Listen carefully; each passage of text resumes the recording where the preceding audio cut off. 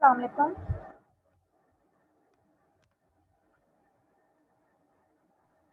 वालेकुम अस्सलाम miss. There is only one student in the class. Only Neha, you are there, and no one is here to attend the class. In this scenario, it is very much difficult for me to continue it. So this happens in all online classes कि students आते ही नहीं है class में. No miss not really, क्योंकि अभी अभी हमारी ना जस्ट एक इंग्लिश की क्लास खत्म हुई है, तो शायद इसलिए सब ऑफलाइन होंगे। लेकिन क्लास का टाइम है तो उसमें उसको होना चाहिए. जनरली यही होता है, कभी 2, 3, 4, 5 यही होता है. And this is very much disturbing.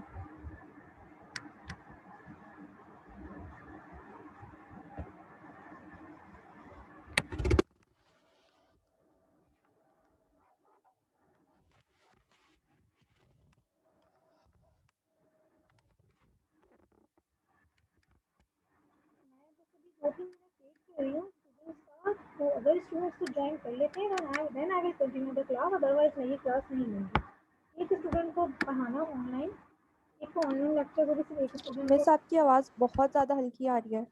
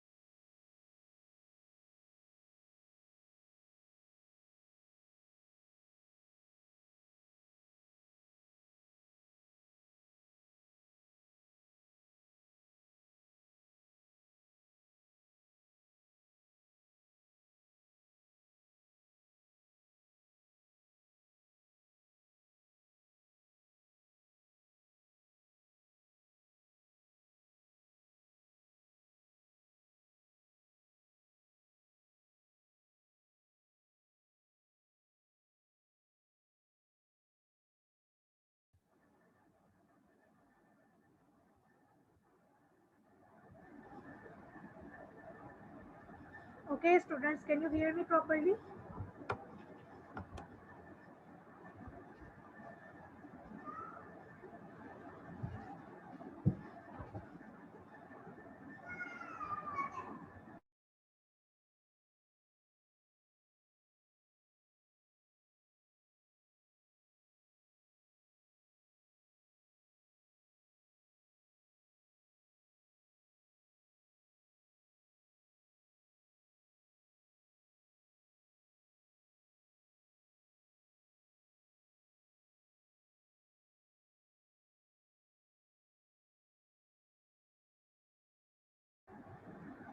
Okay, students, can you listen me? Can you hear me properly? No, miss. Due to the voice issue, currently I am using mic. So tell me about it. Is it okay? No, miss, नहीं आ रही आवाज आपकी.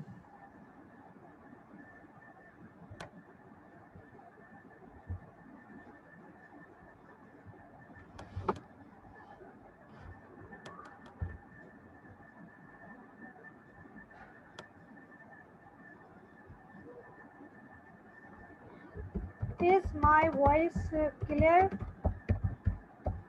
आपकी आवाज नहीं आ रही है. Can you listen to me?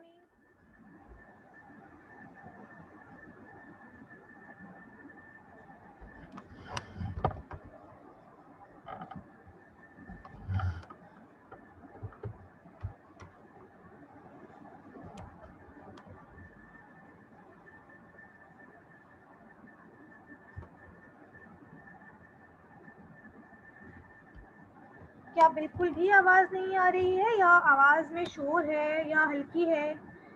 Currently I am using mic, so mic से तो आवाज़ जानी चाहिए. माइक भी अगर वर्क नहीं कर रहा है सो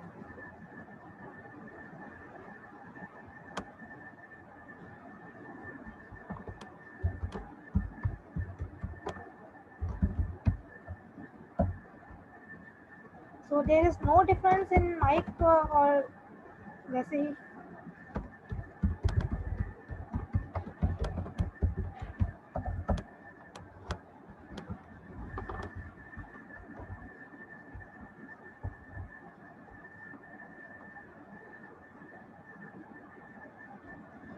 अब कोई डिफरेंस है? No, miss. Now hello.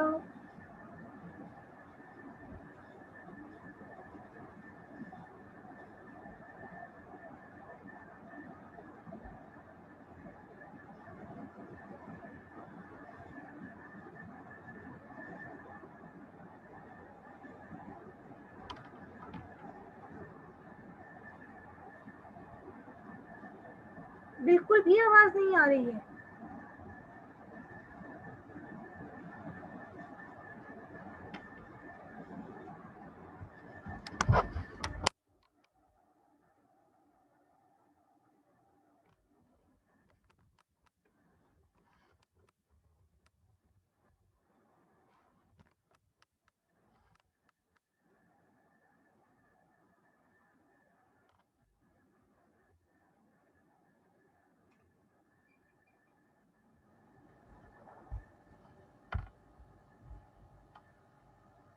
तो क्या अभी भी आवाज़ नहीं आ रही है?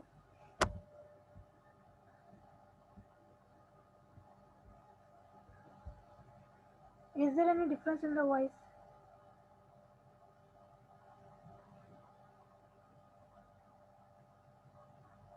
I'm using mic, so I was expecting कि आवाज़ जो है वो क्लियर होगी अब.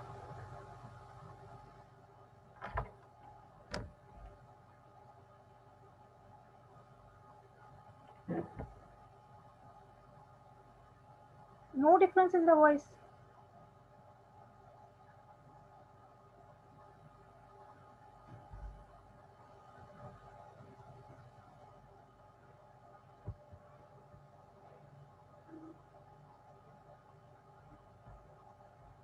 अब कोई फ़र्क है आवाज़ में? Is there any difference?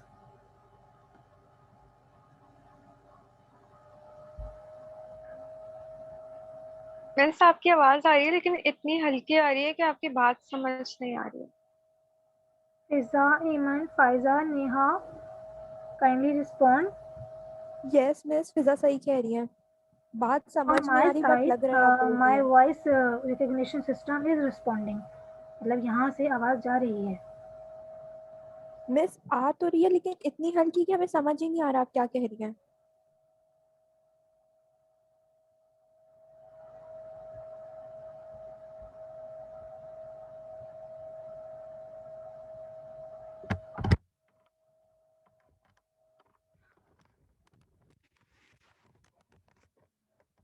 अब सुन सकते हैं आप लोग मुझे?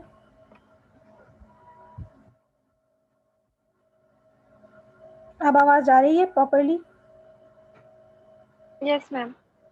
तो पहले बिल्कुल भी नहीं आ रही थी। मिस अब समझ आ आवाज आ रही है रही थी आपकी लेकिन बात। बहुत हल्की आ रही थी, तो आपकी बात नहीं समझ आ रही थी। मुझे मैं माइक ट्राई करना चाह रही थी और मैंने माइक यूज़ भी किया। तो मैं एक बार और ट्राई करती हूँ। I just change the angle of my laptop. तो पता नहीं क्या है। अब आ रही है आवाज़?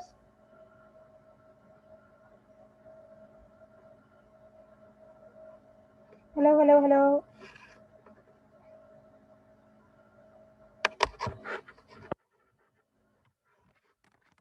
Okay, I think mic is not working for you people. हालांकि मुझे यहाँ पे माइक जो है वो काम करता हुआ नज़र आ रहा है, विजिबल है, लेकिन फिर भी उसकी आवाज़ शायद आप तक प्रॉपर नहीं जा रही है। तो हम बिना माइक के ही काम चलाते हैं अभी।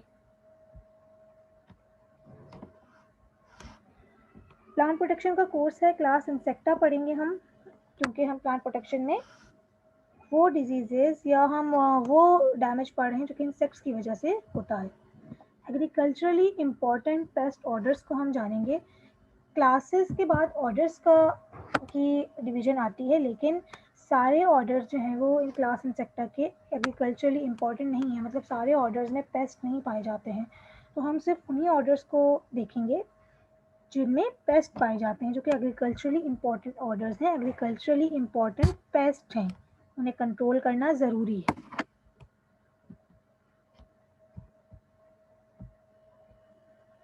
तो पहले हम थोड़ा सा रिव्यू कर लेते हैं। लास्ट लेक्चर में भी I have told you about this, लेकिन हम दोबारा देखेंगे कि टाइप्स ऑफ इंसेक्ट इंजरी होती क्या है, ताकि जब हम ऑर्डर्स पे जाएं तो हमें बार बार दिमाग पे जोर नहीं देना पड़े कि अच्छा ये कैसी इंजरी है। हमें पहले ही पता हो कि इंसेक्ट्स किस किस तरीके की इंजरी करते हैं प्लांट्स को। इंजरी बाय च्यूइंग इंसेक्ट्स, यानी च्यू करने वाले, चबाने वाले। Insects take their food Insects take their food in a variety of ways. One method is by chewing off the external parts of a plant. कोई भी external part को अगर insect ईट कर रहा है चबा के, तो वो च्यूइंग इंजरी है, ठीक है। In this type of insect damage is to try to find leaves of plants which have no sign of injury from chewing insects. मतलब हमें अगर ये जानना हो कि कितनी ज़्यादा इंसेक्ट इंजरी, कितने ज़्यादा इंसेक्ट डैमेज हो सकता है या कितने ज़्यादा पेस्ट इस एरिया में प्रेजेंट है, तो हम यहाँ पे इसकी कैलकुलेशन इस तरीके से करते हैं कि इंजरी वाले लीव्स को भी काउंट करते हैं और जिन पे इंजरी नहीं है उनको भी काउंट करते हैं। तो इससे पता चलता है कि इंसेक्ट कितना ज़्यादा उस एरिया में प्रिवेल कर रहा है, उसकी अबंडेंस या उसकी density in that particular area कितनी है, या उन पर्टिकुलर फील्ड कितनी ज़्यादा है। और कौन कौन से इंसेक्ट्स कॉमन हैं जो इंजरी करते हैं, च्यूइंग इंजरी। वो है cabbage worm, army worms, grasshoppers, Colorado potato beetles and fall webworms. They are the common examples of insects that cause injury by chewing. Injury by piercing, sucking insects. A second important way insects feed on growing plants is by piercing the epidermis, that means outer layer, and sucking sap from plant cells. In this case, only internal liquid portion of the plant is being swallowed. सिर्फ internal SAP को ही के ऊपर ही feeding होती है, tissues को ईट नहीं करता है insect. Even though the insect feeds externally on the plant, these insects have a slender sharp pointed portion of the mouth parts. Pointed mouth portion होता है जिसकी वजह से इंसेक्ट के अंदर जो है वो पियर्सिंग की जाती है और फिर उसी से सकिंग भी की जाती है। This results in a very different but nonetheless severe injury.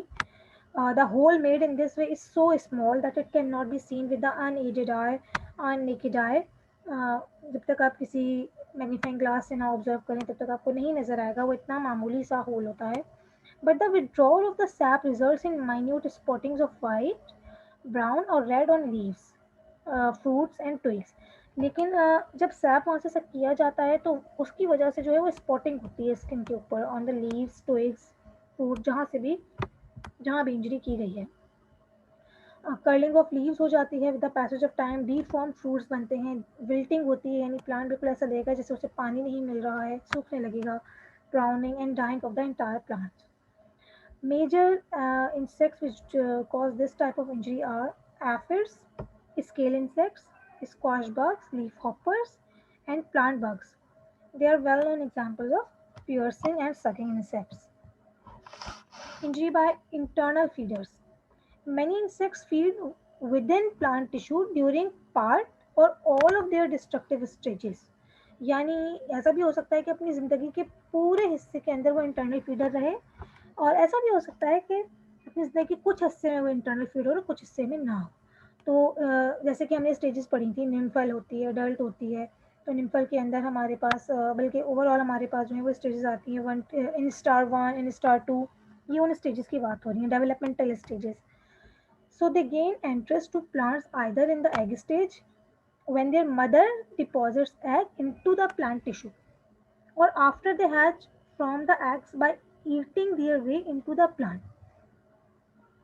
किसी भी तरीके से. In either case, the hole of entry is almost always minute and often invisible. A large hole in a fruit seed, nut, twig, or trunk generally indicates where the insect has come out, not from where it has entered before.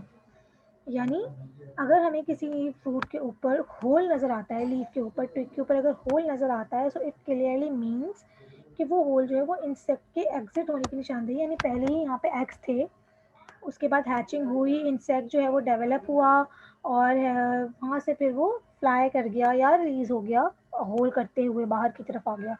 So release होने का जो whole है वो ज़्यादा बड़ा होता है, वहाँ से आप इंजरी को देख सकते हैं कि okay it is damage now. लेकिन जो पहला होल होता है एंट्री का, यानी जब एग जो है वो अंदर ले हुए हैं उस वक्त जो है वो विजिबल नहीं होता. You can't see it from your I. The chief groups of internal feeders are indicated by their common group names: borers in wood or pit, worms or weevils in fruits, nuts or seeds, leaf miners, and gall insects. Each group, except the third one, contains some of the foremost insect pests of the world. Nearly all of the internal feeders insects live inside the plant during only part of their lives and emerge usually as an adult. जब वो adult हो जाते हैं तो वो fruit से या leaf से बाहर आ जाते हैं और वो निम्फल स्टेजेस के अंदर या जुवेनाइल स्टेजेस के अंदर जो है वो फीड कर रहे होते हैं अंदर टिश्यूज के बैठ के. Injury by subterranean insects almost as secure from human attacks as the internal feeders. ये बहुत सिक्योर होते हैं ह्यूमन अटैक से, जितना सिक्योर कोई इंटरनल फीडर होता है उतना ही सिक्योर ये भी होते हैं. These are those insects that attack plants below the surface of the soil. These include chewers, sapsuckers, root borers, and gall insects. The attacks differ from the above ground forms only in their position with reference to the soil structure. Some subterranean insects spend their entire life below the ground. जमीन के अंदर रहते हुए गुजारते हैं अपनी पूरी जिंदगी, जैसे कि woolly apple aphid, as both nymph and adult suck sap from roots of the apple tree, causing the development of tumors and subsequent decay of the tree's root. जमीन के अंदर रहते हुए ट्यूब्स के ऊपर, रूट्स के ऊपर फीड करेंगे पूरी जिंदगी. In other subterranean insects, there is at least one life stage that has not taken up subterranean habitat. कुछ ऐसे हैं जिनके अंदर कोई ना कोई एक स्टेज जिंदगी की ऐसी होती है जिसमें वो सबटरेनियन नहीं होते, ज़मीन के अंदर नहीं रहते, बाहर की तरफ रहते हैं, जैसे कि wireworms, root maggots, pillbug, strawberry root weevils and grape and corn rootworms. Their larvae are root feeders while their adults live above the ground. Injury by laying eggs.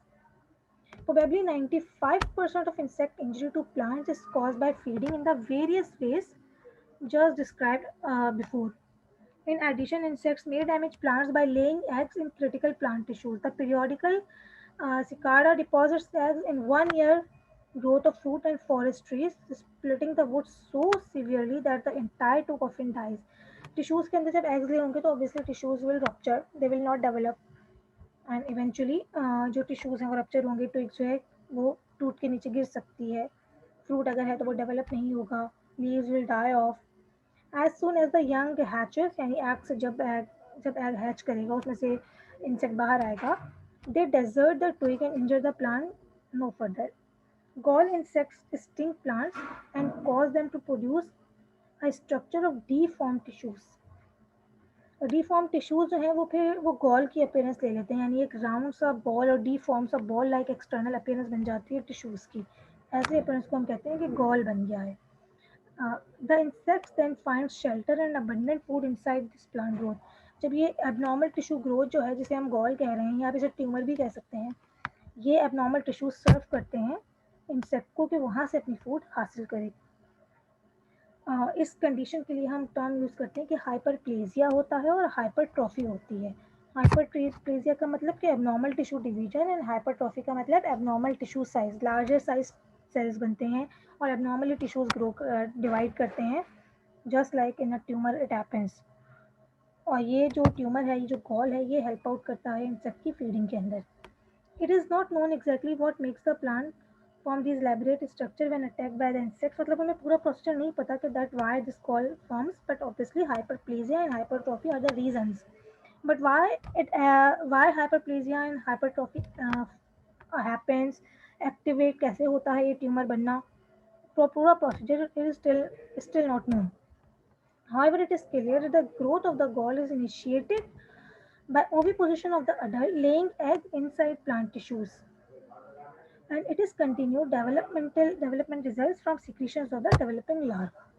Larva जब develop होता है तो obviously कुछ ना कुछ secretion भी उसमें से हो रही होती है, ये सिक्रीशन एक्टिवेट करती हैं कि गॉल बने, एबनॉर्मल टिश्यू डिवीजन हो। क्लास इंसेक्टा को पढ़ने से पहले हम थोड़ा सा अपना ओवरव्यू लेते हैं कि हम फाइलम आर्थ्रोपोडा पढ़ रहे हैं। ठीक है, फाइलम आर्थ्रोपोडा, इंसेक्ट्स के बहुत एनिमल्स के बहुत सारे फाइलम हैं।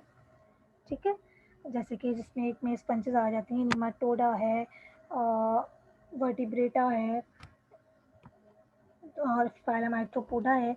तो आर्थ्रोपोडा के अंदर हम पढ़ते हैं इंसेक्ट्स को। आर्थ्रोपोडा की जो मेजर क्लासेस हैं, वैसे तो बहुत सी क्लासेस हैं लेकिन यहाँ पे जितनी मेंशन है उनका जिक्र हम करते हैं जो कि मशहूर है।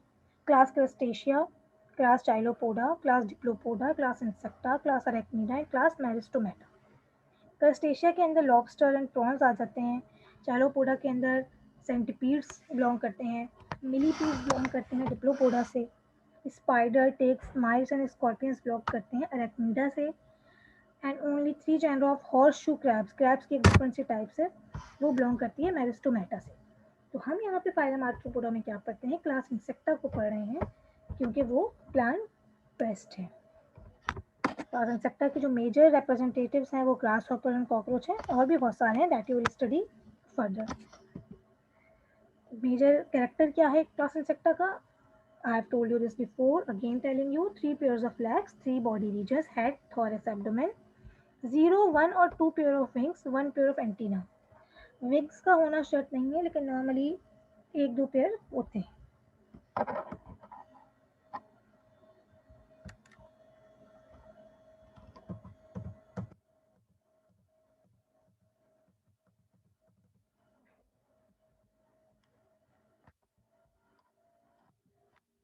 क्लासिफिकेशन ऑफ इंसेक्ट ऑर्डर्स, अगर हम अपने क्लास इंसेक्टा को अगर हम डिवाइड करें तो ये इतने सारे हमारे ऑर्डर्स बनते हैं। ये सारे ऑर्डर्स हैं, इन सब के माउथ पार्ट, ज़्यादातर की जो इंजरी हैं वो चोइंग इंजरी ये करते हैं, और विंग्स किसी में हैं किसी में नहीं है। I can read that for you if you want to. मैं ऑर्डर्स के नाम एक बार पढ़ देती हूँ ताकि आपको ये समझ आए कि that how to pronounce them, क्योंकि हो सकता है बहुत सारे कुछ स्टूडेंट्स यहाँ पे जो है वो बायो के बैकग्राउंड से ना हो, तो बायोलॉजिकल जो वर्ड्स हैं, जो साइंटिफिक टर्मिनोलॉजीज़ होती हैं, उनकी जो प्रोनाउंसिएशन है वो थोड़ी सी मुश्किल लगती है कुछ लोगों को। तो ऑर्डर के नेम है हमारे Protura, Collembola, Diplura, Microcoryphia, Thysanura, Ephemeroptera, पीस साइलेंट, Odonata, Orthoptera, Phasmatodea, Grylloblattodea, Mantophasmatodea, Dermaptera, Plecoptera, Embiidina, Zoraptera, Isoptera, Mantodea, Bellatodea, Hemiptera, Hemiptera के फिर 3 सब ऑर्डर्स हैं, Heteroptera, Ocneroina, Sternorhina, राइन का, Thysanotera, Socoterra, Peace Island, Phythiratera, several suborders, Ambylicera, Ischnocera, Annulura, Coleoptera, Neurotera, Hymenoptera, Trichotera, Lepidoptera, Siphonoptera, Mecotera, Strepsiptera, Diptera. अब हम पढ़ेंगे individual orders को। इनमें से सारे ऑर्डर जो हैं वो हमारे कुछ मतलब ज़्यादा इम्पोर्टेंट हैं, कुछ ज़्यादा इम्पोर्टेंट ऑर्डर्स हैं एग्रीकल्चरली इम्पोर्टेंट कि वो बहुत ज़्यादा मेंबर्स उनके हमारे रीजन्स में पाए जाते हैं और वो इंजरी बहुत ज़्यादा करते हैं, मतलब एग्रीकल्चरली इम्पोर्टेंट पेस्ट हैं।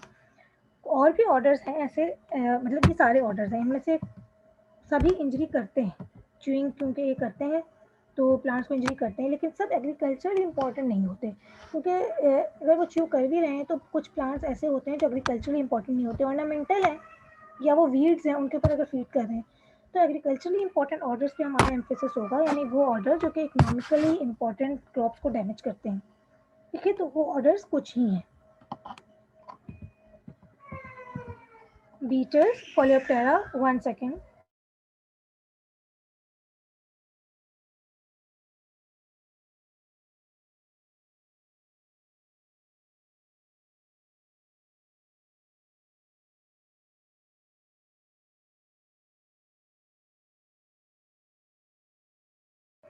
Okay, Coleoptera, beetles and weevils इस तरीके के होते हैं। इन्हें पहचानना काफ़ी आसान होता है क्योंकि इनके पास जो है वो एक हार्ड जो है वो आउटर स्केलेटन प्रेजेंट होता है और इनके पास इस तरीके के हॉर्न लाइक स्ट्रक्चर प्रेजेंट होता है। आउटर स्केलेटन इनका काफ़ी हार्ड होता है और शाइनी होता है। Adults have 2 pairs of wings. The outer pair is hardened and the inner pair is membranous. ये एक्चुअली जो हार्डर पार्ट है एक्चुअली इनके विंग्स हैं, जो कि ये सेटल डाउन करके बैठ जाते हैं अपने ऊपर बिल्कुल एक एक्सोस्केलेटन बना के, और यही एक्सोस्केलेटन जो है वो ओपन होता है, विंग्स ओपन होते हैं और ये फ्लाइंग में हेल्प करते हैं। एक्चुअली 2 पेयर ऑफ विंग्स होते हैं, ये एक ऊपर है और एक इसके अंदर है, जो कि बिल्कुल मेम्ब्रेनस यानी झिल्ली नुमा होगा। ठीक है, तो outer wing is shiny just like any exoskeleton, shiny and hard. Mouth part इनका च्यूइंग के काबिल होता है। Adult usually have noticeable antenna, antenna जो है वो इनके हॉर्न शेप के होते हैं। Larvae with head capsule, 3 pairs of legs on the thorax, no legs on the abdomen. Weevil larvae lack legs, इनके पास जो है वो इनके लार्वी के पास लेग्स नहीं होती, लेकिन अडल्ट के पास ऑब्वियसली होती हैं। कंप्लीट मेटामॉर्फोसिस होता है इनके अंदर।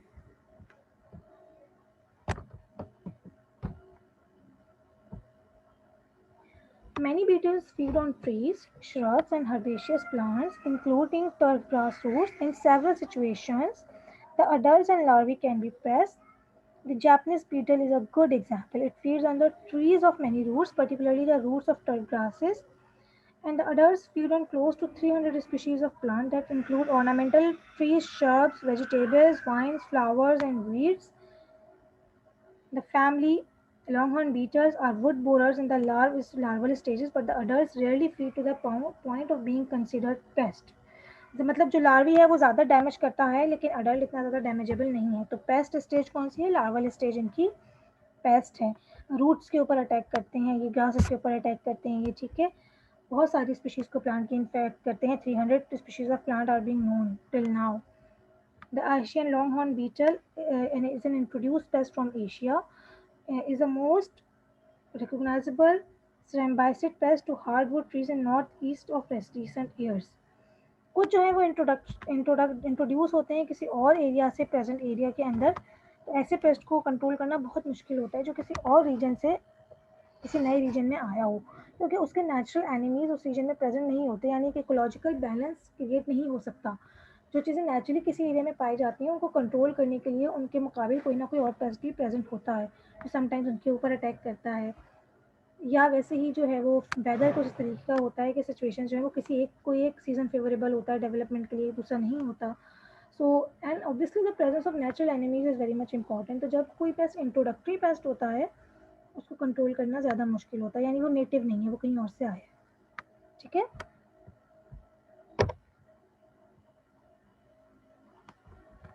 Okay, so I'm going to end this lecture for not the lecture, this session. ठीक है, आप kindly मुझे join करें with the same link that I have shared on the WhatsApp.